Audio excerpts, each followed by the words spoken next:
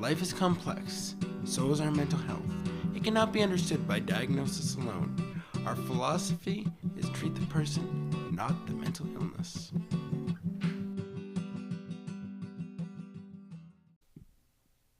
Hello, everyone, and welcome to another edition of Humanizing Mental Health. This is Jeremy Alcorn. This is Trent Akers.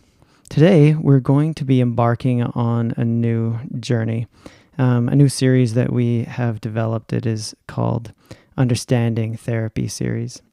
And today, we figured that we would start it out with a foundational conversation that would lead into a variety of other topics.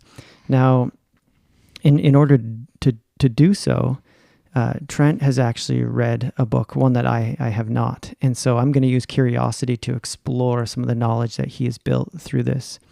And I'll let you go ahead and introduce that then.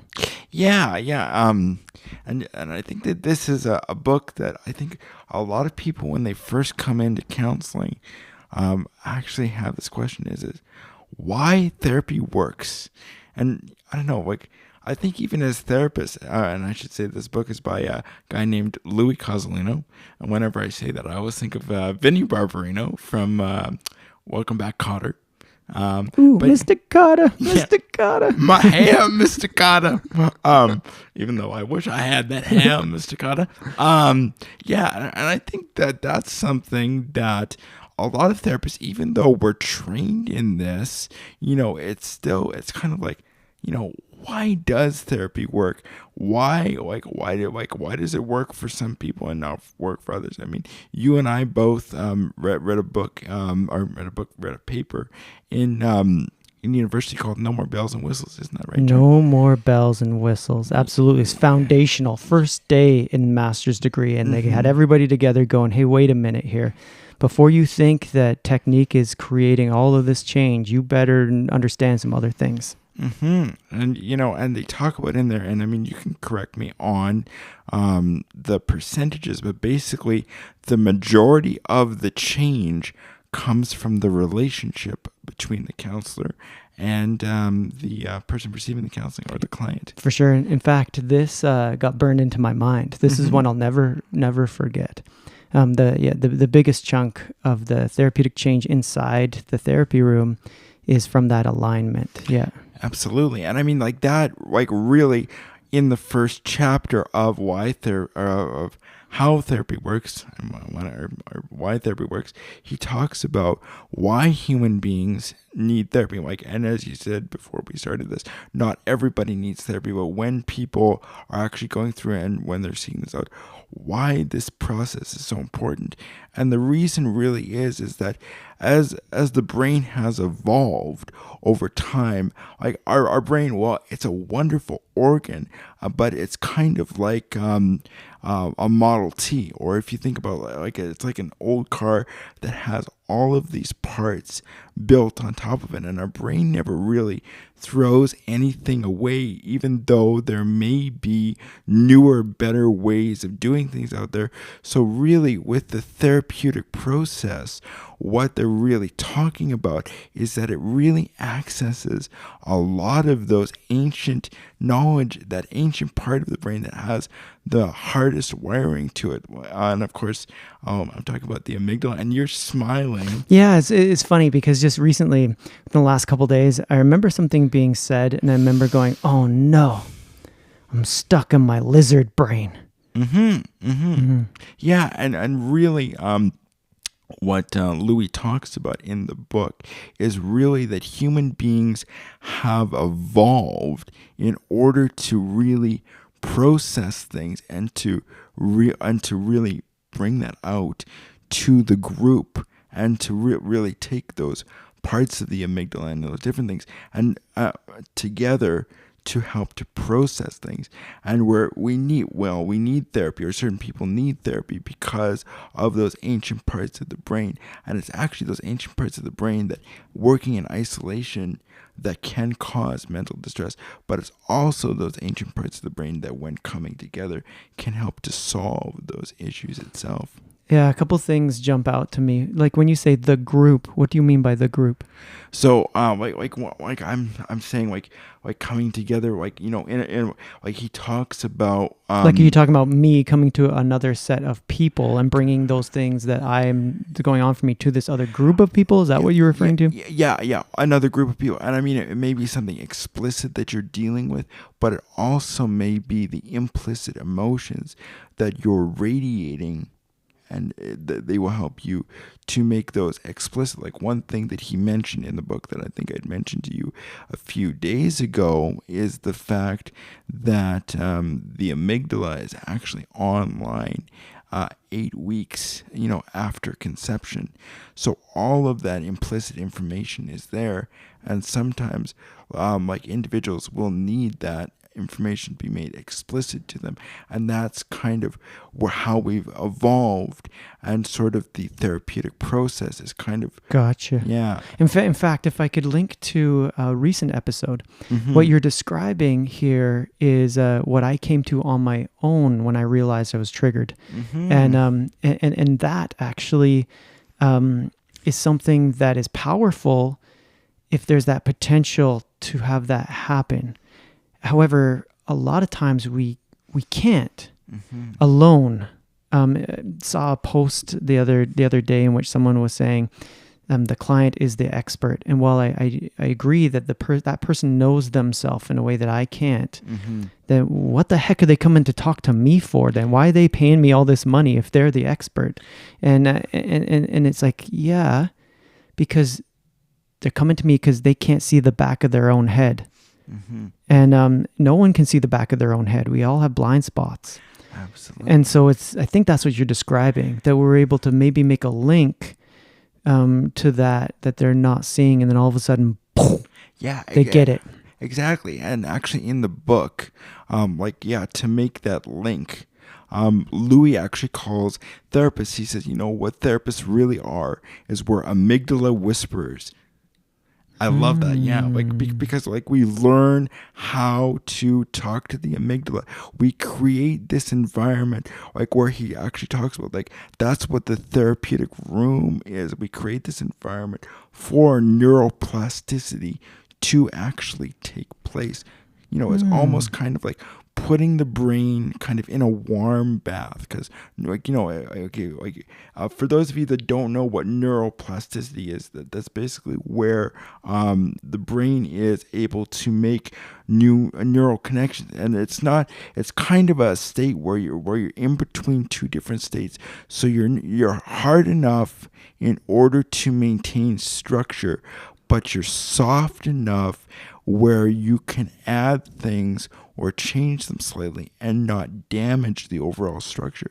So that's really kind of where sort of the dance of attunement comes in, which I know that we've mentioned a few different times. Sure. Like, you're talking about some of the biological functions that are happening inside someone, Mm-hmm. and going, wait a minute, why am I paying a therapist this much money if it's not the technique that is changing? And that's because the skilled therapist, the relationship is their skill.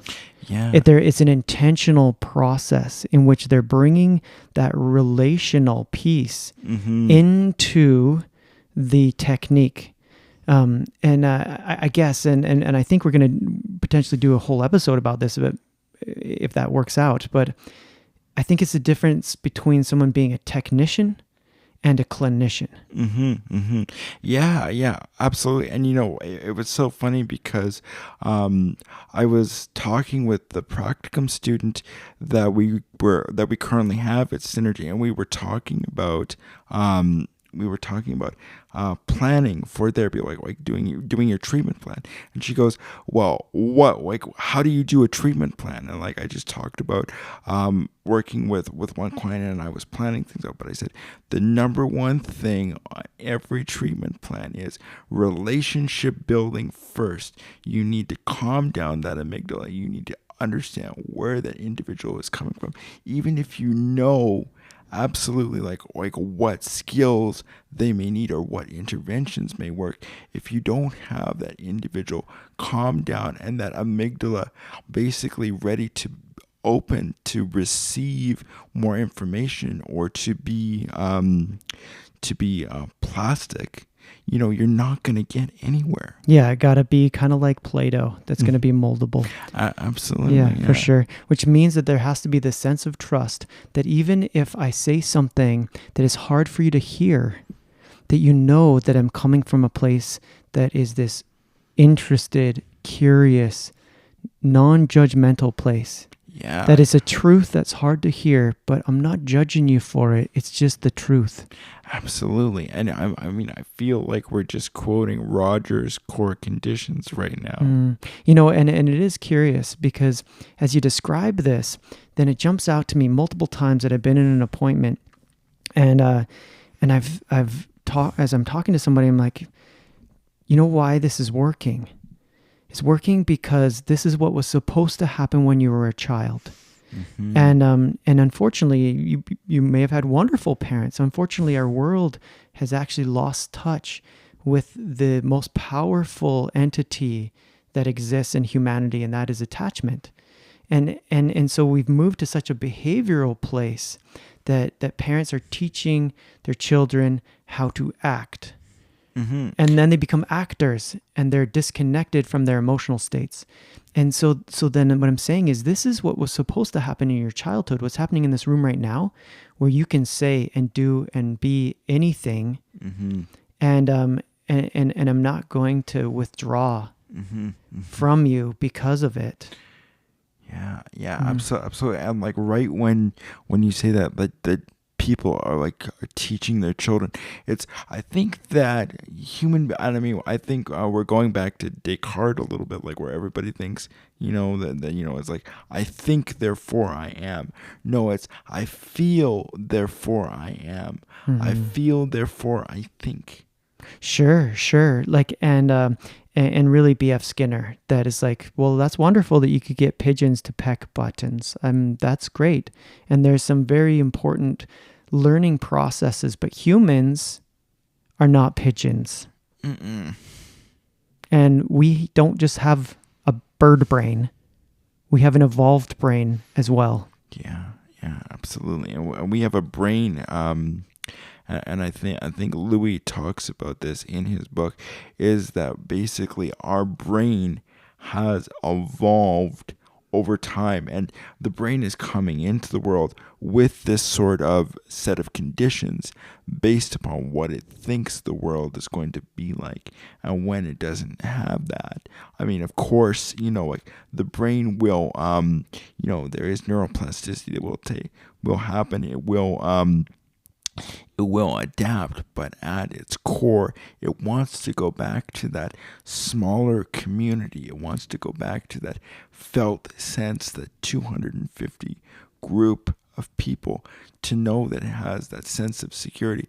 Because even if it does adapt to our modern society, it's still running off of older software. Sure. Yeah, absolutely.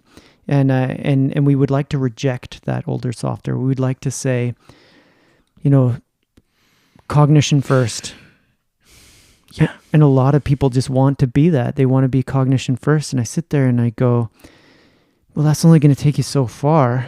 Like you go, emotions aren't facts. That's true, but that doesn't mean that they're not real. They're not right nor wrong. They're just actually trying to inform you. And if you don't listen, then you're going to miss so much with your cognition only. You'll become so divorced that you'll become ill.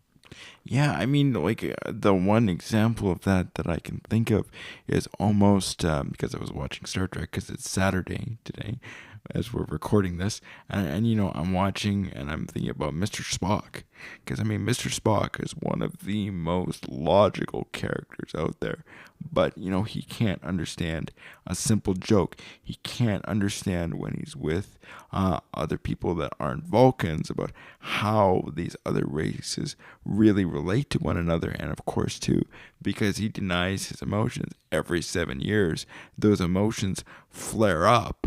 And of course, he's driven by them. And, then we're going back to the original series where he's fighting Kirk. Mm-hmm. Yeah. In fact, we're connecting all the way back to our first episode in that in this conversation, right? Yeah, yeah, absolutely. No, it totally makes sense. And even for myself in my own career, I drifted into this cognitive behavioral therapy focus. And for me, it was because when I first started, someone would ask me, what's your framework? And I would say it's person-centered, that whole notion of Carl Rogers. He hardly even would ever even ask a question. He would simply reflect. And they go, yeah, well, that's kind of the foundation for everybody. But then from there, where do you go? And I would say, no, you don't understand. I think that's a full and complete therapy. And I actually still think that's true. Yeah, and like after reading Louis' book, you're absolutely right. That's how human beings have evolved. I mean, like that reflection, that warmth, and that's really what we need. That's hundreds of thousands of years old. In fact, I would say that the most skilled therapist, my opinion about the most skilled therapist that has walked this earth, and that is Carl Rogers. Oh. Like, I just think if I could do that, but I have my own style now, right? I moved into cognitive therapy, and from there I realized, wait, I'm missing some massive piece here that's attachment focused. But my blend of attachment focus moves into still a rather directive process. I don't sit and wait for someone to come to their own answers. I give them reflections that are like, I wonder about. Tell me if I'm wrong. And lots of times then they may actually say, no, that doesn't fit. But when they say that, then they give their own explanation, and they couldn't have got there if I hadn't first given my reflection. I like that. And it really, that validates something for me as a therapist, because sometimes I think for a lot of us, we feel we need to get the reflection right. And if we don't, like we're falling out of attunement. But sometimes falling out of attunement or getting things wrong gives that opportunity for growth for the individual. So thank you. In fact, Trent, I think you just taught me something just in this very moment. So when you were describing the way that this book works and about the notion of why therapy works is about this engagement of the lizard brain with the evolved brain, and that unity coming together of understanding and connecting. The number of times that when I give a reflection and someone looks like a deer in the headlights, and I'm quite sure that that's exactly what is happening. But when I see that happen, I see their body change. Then I go, something changed. And so then I immediately go, I see that something changed, and have them scan their body to go, where is it that changed? And where is this in your body? What are you physically feeling? And then what does that mean? Has there been another time in your life that your memories automatically connect to that are associated with that same feeling? And all of a sudden they hook the trauma story, and they go, oh, that's what was stuck there. Yeah, like to almost quote Freud, which he does quote Freud. He changes the quote around a little bit. I can't remember exactly how Louis changes it around, but he says Freud had this quote where he said, making the implicit explicit, and that's exactly what we're doing right there. Yeah, for sure. So for me, this has been a growth opportunity as well, in terms of this new layer of understanding about even understanding some of my own reasons for practicing the way that I'm practicing. They were intentional, and built over a long time with reading lots of different things and seeing how they interconnected. But being able to have that cognitive connection to my behavioral process in therapy as a therapist, that's kind of mind-blowing. Yeah. Well, and I appreciate that I can share this knowledge with you. And I mean, this just and I appreciate that you gave me that aha moment there too, because there are no mistakes. There's just chances to learn more. And I think that that's really what I took away from this one for myself too. Yeah, for sure. And in my own reflective position about that learning, I really do think that hopefully this will have resonated with other people. They can have a better understanding when they're coming into therapy, that they can't just come in and the therapist be able to tell them, do this, because that won't work. No. The number of people that say, what do I do when I'm in this state and I'm in this distress? And they get the answer, name 5 things in the room. That actually won't work. The number of people that have told me, yeah, don't tell me to name 5 things. It doesn't work. It's like, that's because it was simply a technique and it wasn't part of the process of therapy. And therapy is a process, is not just a technique. Yeah. Yeah, and you have to ask yourself, if you are just looking for techniques, and I mean techniques are fine, like they can help you balance, but then it's about having those techniques and having a therapist, the trust for the therapist to then deepen that, because once you get that balance, like I say to some of my clients, I'm like, it's like, okay, we're now balanced. Like we now have emotional regulation. Let's go into the basement. And I mean, like, it's not always about, because if you go down to the basement and you're not ready and you're a little bit scared, like I almost think of like Kevin McAllister, like when he was going down in the basement and he would make your metaphor explicit, because I'm not sure I understand. Well, yeah. What do you mean by the basement? Well, okay, so. Thank you. So I'm when I mean the basement, I mean when you're going down to really understand where these things come from and have like greater clarity, because it's about Like, so it's like we don't want to go into and get really into the foundations of what is wrong if you are not going to be able to be regulated. Yeah, totally makes sense. Yeah, because like regulation skills are good, but then too, once you get that foundational understanding, I've seen so many clients go, I now know how to calm that down.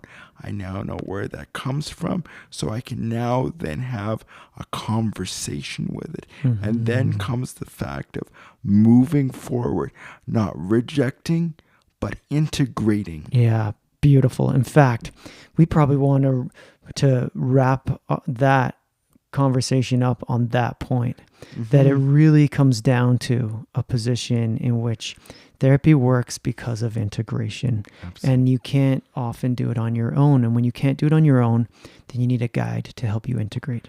Absolutely. And we're willing to be there to guide people, aren't we, Jeremy? Absolutely. Yeah. On that note, I'm Trent Akers. And I'm Jeremy Alcorn, signing out. See you later. Thank you for joining us today. We hope that this message has been as meaningful to you as it has been to us. If you're looking for help, you can find us on Facebook at Humanizing Mental Health.